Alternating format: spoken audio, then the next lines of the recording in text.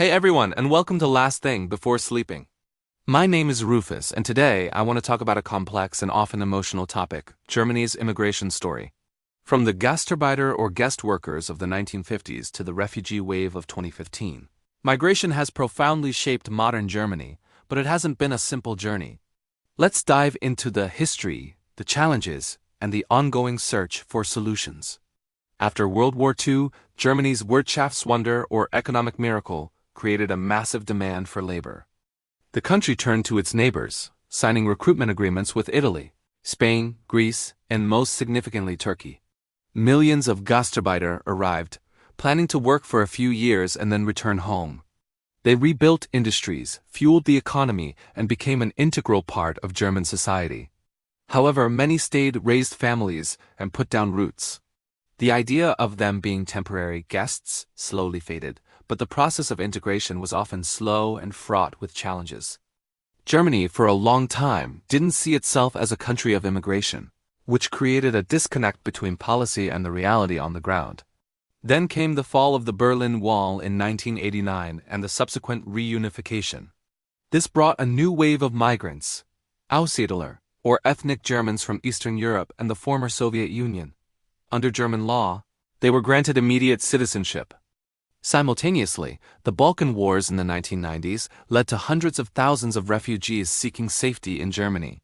This period tested Germany's asylum system and sparked intense public debate about the country's capacity and responsibility to welcome those fleeing conflict. These events forced Germany to confront its identity and begin a long, often difficult conversation about what it means to be German in an increasingly diverse society. Fast forward to 2015. The Syrian civil war and instability in countries like Afghanistan, Iraq, and Eritrea triggered a massive movement of people seeking refuge in Europe. Germany found itself at the epicenter.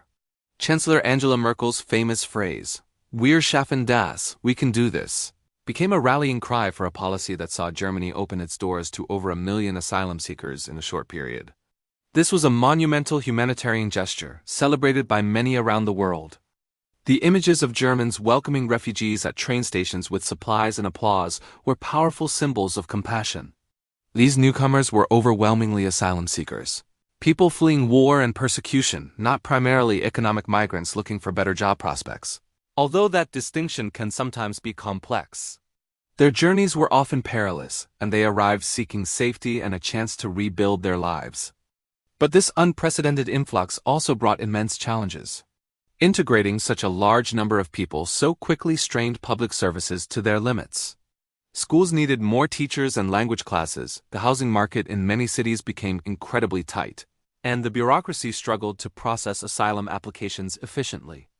Cultural differences also became more apparent. Issues surrounding social norms, the role of women, and different interpretations of law and order created friction in some communities. These weren't just abstract problems. They were daily realities for both native Germans and the newly arrived.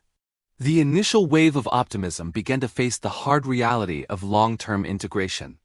The social and political landscape in Germany started to shift dramatically. The strain of the 2015 crisis fueled the rise of right-wing populist and extremist movements.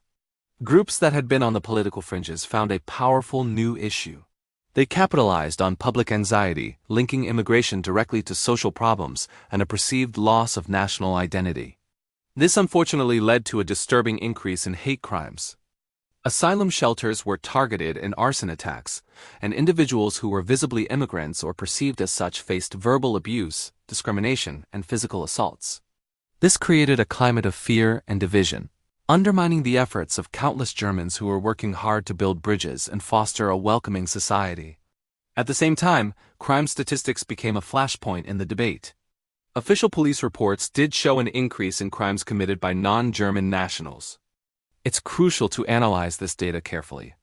The demographic of the new arrivals, predominantly young men who had often experienced trauma and were living in uncertain, stressful conditions, mirrored demographics that, in any population, have a higher statistical likelihood of being involved in crime.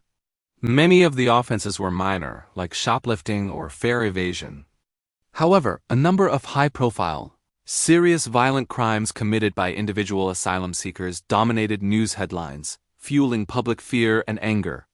These terrible acts, while committed by a tiny minority, were used by some to paint all migrants with the same broad, negative brush, making the integration process even more difficult for the law-abiding majority.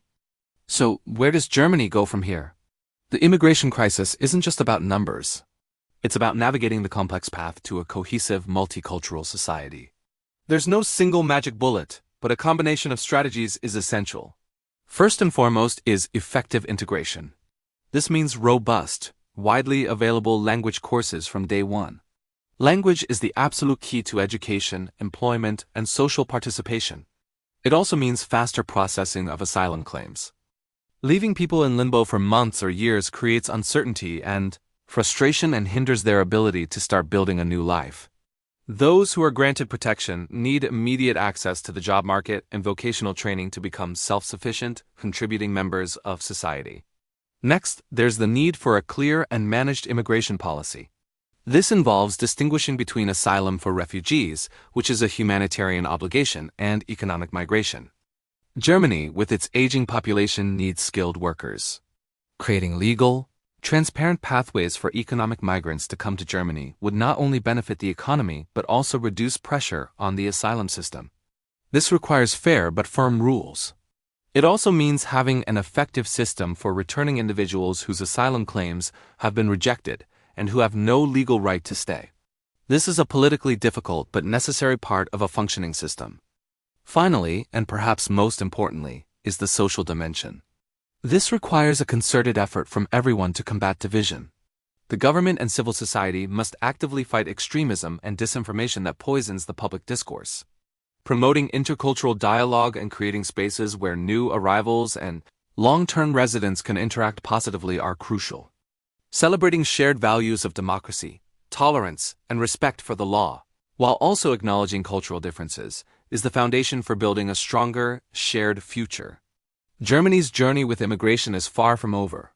It's a continuous process of learning, adapting, and striving to live up to its own ideals. It's a challenge, but as history has shown, it's also a source of incredible strength and dynamism. Thank you so much for watching and for engaging with this complex topic. What are your thoughts on Germany's approach? Let me know in the comments below. And if you found this video insightful, please give it a thumbs up and consider subscribing for more deep dives into the issues shaping our world. I am Rufus, and that's your last thing before sleeping, something to think about tonight.